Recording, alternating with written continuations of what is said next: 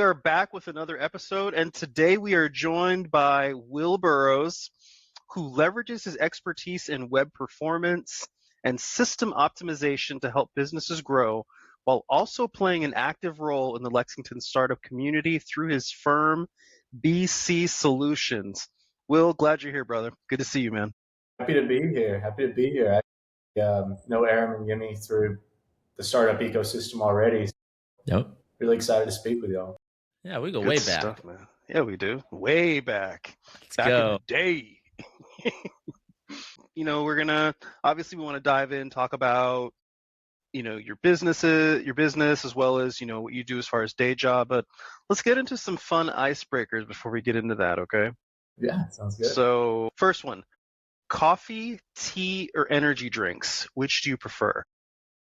Energy drinks, can't get through the day without them. Others are nice to have. Okay, Nice. which energy drink are you? I'm a Red Here it Bull is. guy, man. I only drink Red Bull. If I have to drink something else, I will. But it's give me my lime green can of Red Bull. I'd say I'm kind of a Java Monster guy. I tend Okay. towards the monsters generally. I'll have an Alani or a Bang if it's convenient, but definitely Monster has my heart for those. Okay. Nice. What about you, What? Aram? Yeah, I'm coffee. I'm a black coffee. I'm a very old soul person. So anybody who's like, this guy was born in the 40s and just like showed up. But no, I'm just a black coffee. Nice and easy. I don't really do much on the energy drink side. And tea, I drink tea on Sundays, but that's about it. That or if I'm like, trying to cure a sore throat, which has also been somewhat recent, but Will, so this one I'm curious about because you've been in tech for a minute, but I wouldn't necessarily. Have you done a lot? Because I already know I'm giving you a lot of preface this question. Obviously, if you're not really haven't done much in like IT specific work, right? How would you define IT specific? Do you mean Okay, see, I'm gonna what give it away if I define this too much. Okay, okay. Let me just skip the preamble and just give you the question, and then maybe it'll make more sense. What does your desk look like? Is it really, really clean and organized, or just like explosion of chaos? That's a great question. I have a weird answer for that one. So Oh boy, here we go. for me, my desk at home, cluttered, a mess. The office, pristine. I've got to keep that clear. I can't Okay, even get interesting, that little separation interesting. of church and state there. Yeah. I guess so. The reason I had been in all that, I guess when I think of IT, I'm thinking a little bit more hardware related stuff, right? And obviously, there's crossover between that and systems and software stuff. But I think of like, I guess maybe it's old school too. Like the people I knew that were in IT work, like from 15, 20 years ago, they were plugging stuff in, setting it up, taking computers apart, whatnot, and like their entire domain was just a huge wreck. So that's why I kind of like set it up a little bit because I wasn't sure that you had done a lot in the hardware front as much, but I see your question. So you yeah, want to know how much of my daily experience is hardware versus software? How much am right, I popping out yeah, Arduino boards and actually setting those up versus am I on my computer typing away at software? And the answer exactly, is software. yep, Software is yep. my bread and butter. That's what I know. That's what I figured. Yeah, so that's yeah, that makes sense. That's good stuff. That's good stuff. All right, man. Well, hey, let's get rolling here. Jump into some stuff. So I know that from what I understand, like you have two things going on, right? So you're working with Sky Systems. Now, from what I understand, a lot of the customer base there is really in the construction industry largely. Is that correct? Yeah. Yes. Yes, Okay. absolutely. Yeah. Yeah. So I was curious about that because, with what you guys do, and if you think of like web performance, optimization, those types of things, I'm curious how or what kind of examples you've seen where those kind of slow load times, maybe clunky forms, how those impact that industry in particular. Because I'm just curious, like, what's the to me, it almost seems like a niche focus in some respects, right? When you think of like a really well-run systems, a good system in place and good optimization, the construction industry is not one that I'm immediately like, oh yeah, that's them for sure. Yeah. So yeah, I'm curious, like what was the move into that for Sky Systems and how they've been able to change kind of some and affect some change in that. So your point I want to agree with 100%. The problem is that the tech industry right now isn't situated where it should be technically. It's Okay. lagging behind 10, 15 years where it should be. So Sky Systems' goal is to come in. How do we automate processes? How do we save money? And how do we help these companies grow at an efficient rate?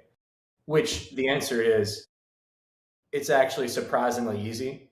If we're building on top of infrastructure that had been layered for years and decades, purely on the software front, it would be a pretty steep hill to climb.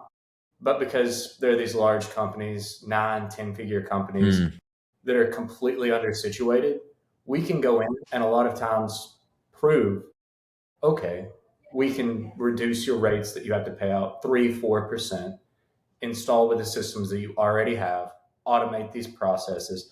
And it's just an effective way to save a lot of money.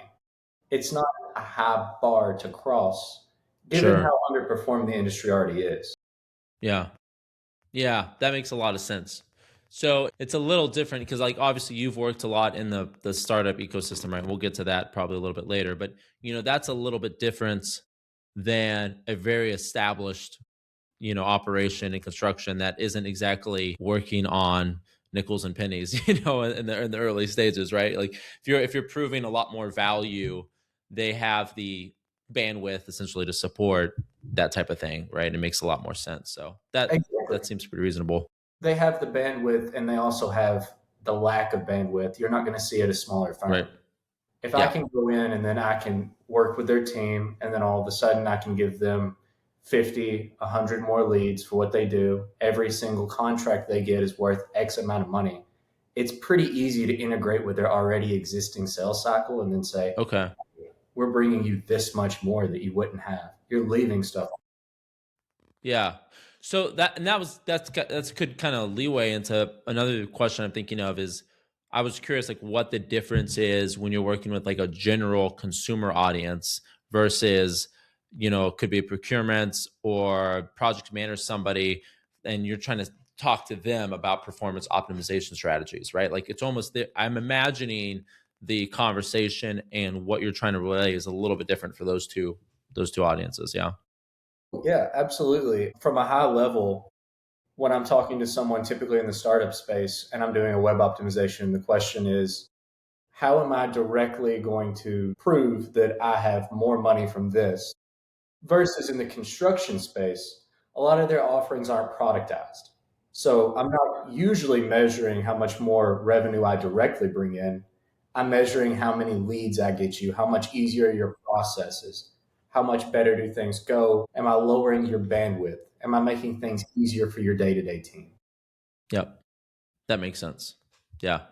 That's pretty crystal. So okay, going a little bit further that too. I think when you think of traditional industries, and this was true even in a lot of my experience for me personally, is kind of looking at a website as something of like a digital brochure, right? Like this is just an online version of my booklet that you could kind of hand out in person.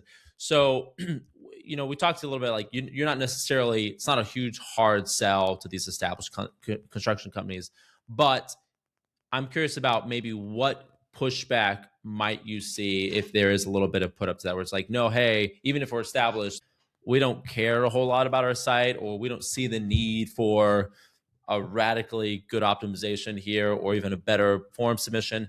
I'm curious, like, have you gotten those pushbacks? And if so, where are they usually coming from for people that are reticent for that?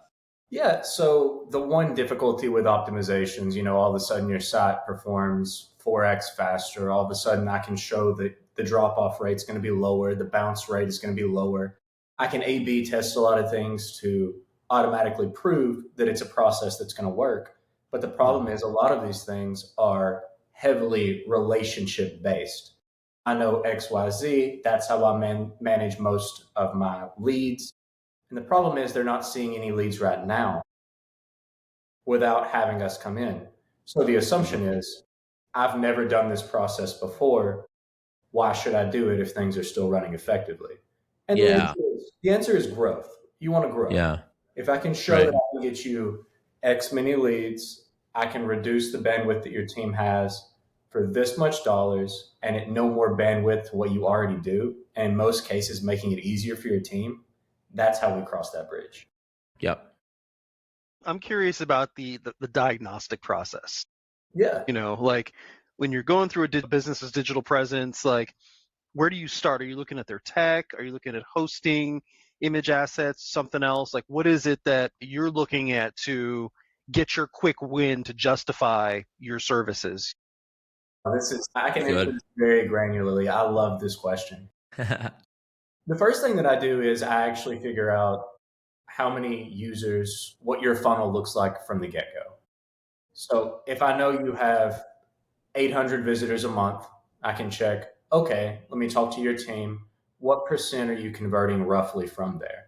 Because then I know, is it a leads issue? Is that why you're not converting? Or is it actually a page optimization issue? Are you not telling the user why when they're there, they should actually do it? And a lot of times, this makes people kind of slap themselves in the face when they figure this out, because what you want people to do a lot of times on your website, you don't have a way for them to do it. And as soon as you figure that out, your mind kind of pops a little bit. So people will say, I want to book demos from my website. That is the main goal of my website. Okay. Yeah. Do you have a contact form? Do you have a calendar link? Do you have a way that they could actually already do what you want them to do? And when you ask somebody that and they see, wait, no, I don't, you see why that problem exists. And from someone who's in the space and knows to look for those things, it's very obvious. That's good. So it's almost, I mean, you're essentially providing a second set of eyes for things that they really couldn't pick up on themselves. I think that's a kind of goes to the idea of expertise versus in one area versus expertise in somewhere else. I think a lot of time, this is something I had to come out of as like an early entrepreneur. I would be good at one set of, particular set of skills. So I was like, man, I can really grow this.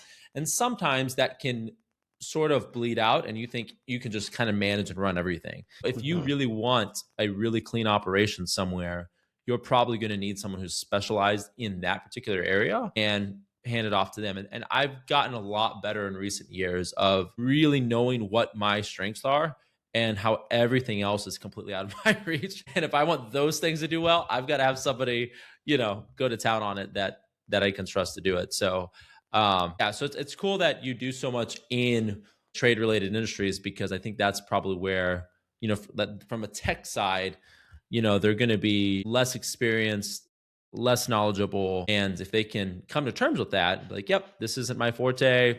I don't know what I'm doing, but I'd like to excel there, then that's a win, for everybody. I agree with that. I think building on top of that, there is a lot of projection that people have as business owners. The assumption that as dedicated as you are to your business, people are going to follow through to get to you personally. Whereas you are in love with your business, you own your business, it's your baby. The end user wants a frictionless service that they can acquire easily. Yeah. Mm-hmm. So when I tell someone, sure, okay, it takes 30 seconds for your website to load, they'll think, well, they'll wait, who cares? But the reality of that situation is just completely not aligned Yep. with lived experience and what the data says. Yep. Yeah, and if you have any other example, like real time examples you want to share, you can. I mean, you and I already talked about what you've done for my site for LexClean, and I'm bringing it back up because I was in a meeting with somebody just the other day who said they had recently just pulled up my website. They didn't realize recently had been redesigned, and they're like, man, that is one of the fastest sites I pulled up in a while. Yeah, well, it's this guy I know, Will, who put it together for me. So I don't know if that'll fall. I hopefully will follow up as a good referral for you. But it was just cool because I was already really impressed with it. But in real time, like it was so measurably better that somebody just out of the blue was like, heck, Aaron, the thing is really moving quick. I was like, yep, I know. I had somebody who knew what they were doing. So it's good stuff. I love to hear that. I love to hear that. Yeah. I guess for me, I'm always wanting to know, like, what are you using as far as your tools? How are you diagnosing those performance issues and ultimately proving the impact of the optimization to the clients? Because it's one thing to, like, for example, you think about site speed, you don't really know it until it's an issue. Yeah. And then, I mean, it's not something I think about, but I think about, well, yeah, if this takes longer than 10 milliseconds to load, I'm out. But I'm curious from your end, what are the tools that you're running through or using? Excuse me. Yeah, so the first thing that I do is, and Aram can attest to this, I give the users their current speed, because if I give them what their speed was at the end, I don't know that I trust you. So what I do is I actually use page speed dev, which can give you a few details right off the bat. It can tell you how performant your website is, how SEO optimized it is. It can give you accessibility, the best practices, how much you're following, what your typical user's experience has been in the past 28 days. That's actually something that's called Crux. Crux means Chrome User Experience Report. How are your users actually interpreting your website?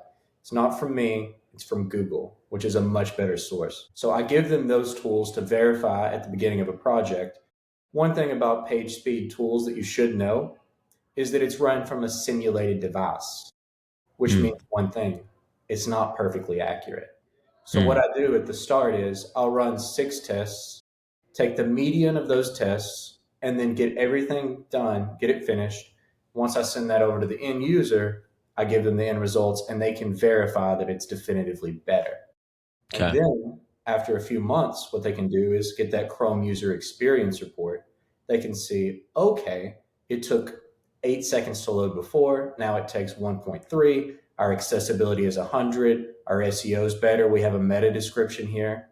We have all of our tags appropriately applied, and it works better for the team. So the more I can give proof, the lower the barrier to entry is for that. As for the direct tools that I use to actually execute rather than prove, it's different based on the system. But one thing that I always do is, you can think of it like this: big pages with heavy loadouts are always going to be less efficient. So what I do is I find ways to lower the load in. I'll go through and see. One of the biggest examples is for Aram's website. I have a tool that I use called PingDom. It'll show me the heaviest resources that are being pulled for the website. I run that, and then I see, why is this tool so heavy? What can I actually do to lower that? And the answer is, usually there's a lot. It's usually media images, usually things like videos that are unoptimized. It's usually heavy scripts that we're calling that the user can't perform any action unless we defer. If we can defer those things, make them wait until the user's actually using the product, we can help everything run more efficiently and not change anything the end users actually experience. Tell us a little bit about BC Solutions, right? So what are you doing there particularly, and maybe kind of where you're moving as you grow that? I'd like to know just a little bit specifics on that. Yeah, that's a great question. One thing I'm trying to move away from is, everyone has that moment, I think, when they run their startup as an operator. I'm trying to run my startup more as a system.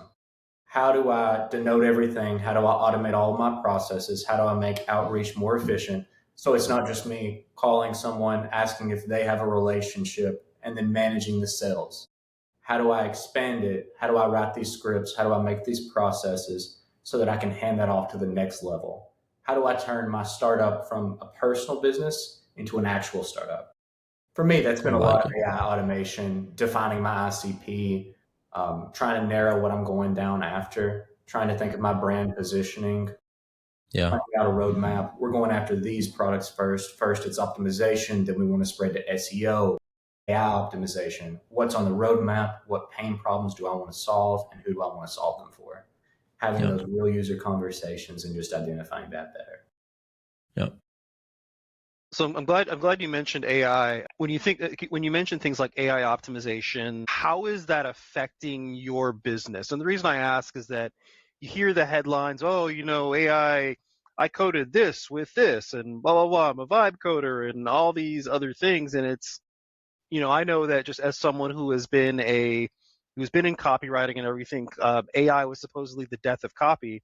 But now it just means that as a freelancer, I can just charge more because people are sick of reading AI slop. So that's a fair point. Yeah. Gosh. That's a really good question. I think like the meta question of what is AI going to take over and what it isn't, I think we all kind of know that everything is diverging towards people who want the fastest product they can get on the market, something that's maybe a little less efficient. I think that's where we're going to see a lot of the AI outpour go towards. But that doesn't mean that the user component is going to be removed, because you always need someone who has context, who knows these conversations, who can verify if what we're giving someone is actually accurate. So there's always the need for management. Management is where a lot of these jobs are going to move, in my opinion. Management, but then also just the highest bar, the top companies, they're going to use AI internally, but most of these things are not to a level with cross integrations where it can be completely dropped. We're going to need that human element for the highest level for a while. That makes sense.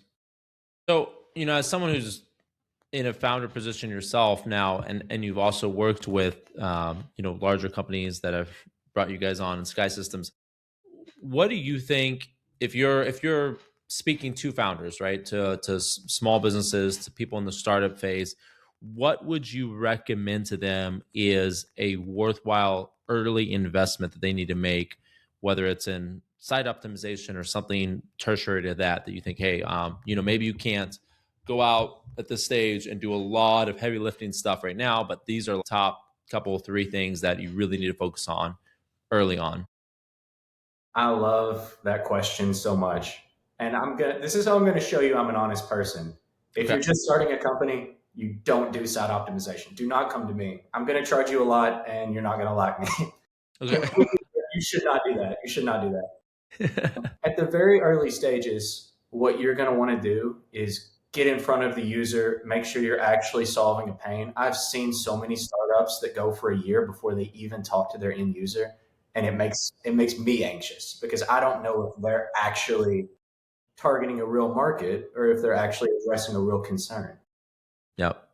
So what I would say, I have a quick system that I recommend. It's not mine originally. I think I heard it from a startup podcast at some point. But the first thing you want to do is get in front of your users, make a landing page. If you're not design oriented, use an automated process use an AI. It doesn't have to be perfect. The worst thing for startups is thinking people are going to judge me. Everyone's going to be in a room watching what I do as soon as I put it out.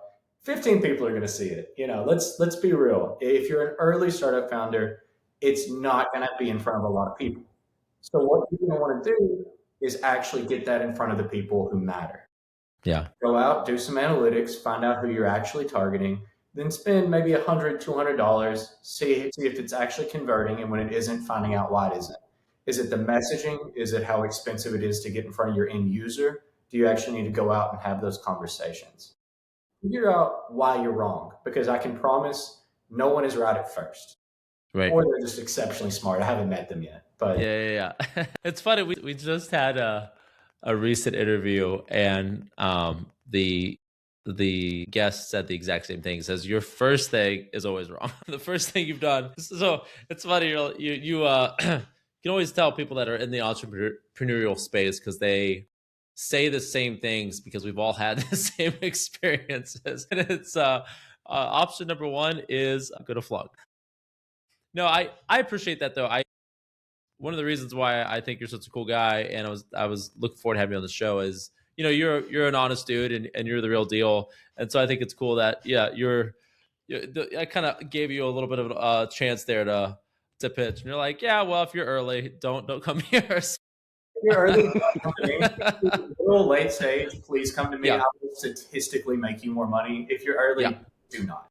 Yeah, no, that is what I think is the perfect definition of providing value, right? When you provide good value, part of what that means is not that you have something for all people at all times, but that you have an expert solution to the right people at the right time. And I think where people kind of muddy the waters there is when they think that I can do everything for everyone all the time, and stop everything. Let's do this right now. It's like, yeah, it's probably not true. You probably have a good offering to the right person, and if you can really deliver on that and market that well, you'll be fine, and you don't have to chase everything down and make it what it's not. So no, I appreciate that. It's good. What would you say is an emerging performance trend that business owners should be paying attention to in order to stay competitive? That's a good question. I do think operational inefficiencies is something that people are just now trying to automate with AI. Stuff that doesn't require heavy context. Stuff, if I get this email, put it on my calendar, let these people know that I'm talking with them, send them summaries of the things that are going on here. I think operational inefficiencies are one of the first things we're going to see get cut out because a lot of times those aren't heavily reliant on context. And in fact, a lot of times removing the human element is sometimes better just because if you think about the inherent nature of a lot of organizations, things can be political. But if you just send someone, these are the facts, these are the Yeah. meetings, these are the numbers, these are what we're having, just to remove the ambiguity, remove the conversations and the conversations that are having, making them more widely known and diffused between organizations. Yeah. That's good. Yeah. I think that, I think that's maybe some of the fear from what AI can do is I think overall it's largely exaggerated. I could be wrong. Maybe we all get wiped out in 20 years. Who knows? But I think largely they're mostly unfounded, and it Yemi and I have talked about this. I think a little bit too. Is like it's probably going to take care of, like you said, inefficiencies and things where people probably shouldn't have been doing this as long as they have been anyway, because like technology's caught up to it. You know what I mean? Like you're, I just can't envision a world where like customer service, for example, is going to exist as any serious thing, in a few years. Like that has got to be one of the very first things to go. And like maybe some other sectors will follow a little bit, shorter after that. But you might have to develop a new skill set and be comfortable getting out from what you've been doing. I don't know that anybody has a particular right, like a claim to the thing that they've been doing, for X amount of years because that's what they were doing. It's like, well, it might have been that's how you started out, and that's great, but things change. And like right now, if they were able to perfect robots to do all the commercial cleaning, get everything done there, I'd have to figure out something else pretty quick. I know I'm on a timeline. Like I know robots are going to be doing this stuff inside 20 years or so. So it's like I know for myself, I can't be thinking, oh yeah, I'm gonna pass this business down to my kids. It's like that, nope, it's not gonna be here. Like that whole industry is like going away. And that's So you being the honest person. So I appreciate to have that, to get yeah, that. for sure. I think people just need to be intellectually, honest about these things, and try not to be too scared. Just see this is where the world's going, and yeah. I think there's always a level higher, though. I think that your industry expertise is worth a lot more than your execution of what you're doing. Strategy more so than the tactics. Yeah. Yeah, that's good. I think as that Say happens, that. stuff like this, people are going to have their jobs shifted, but a lot of times it's going to be, frankly, roll the dice. Sometimes it's better, sometimes it's worse.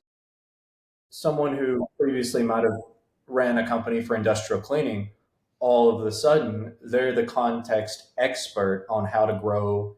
What's the actual distribution that these cleaning companies have? What makes sense for them? What are their price points? You have the information of those relationships. You know what their day Yeah, to day is like.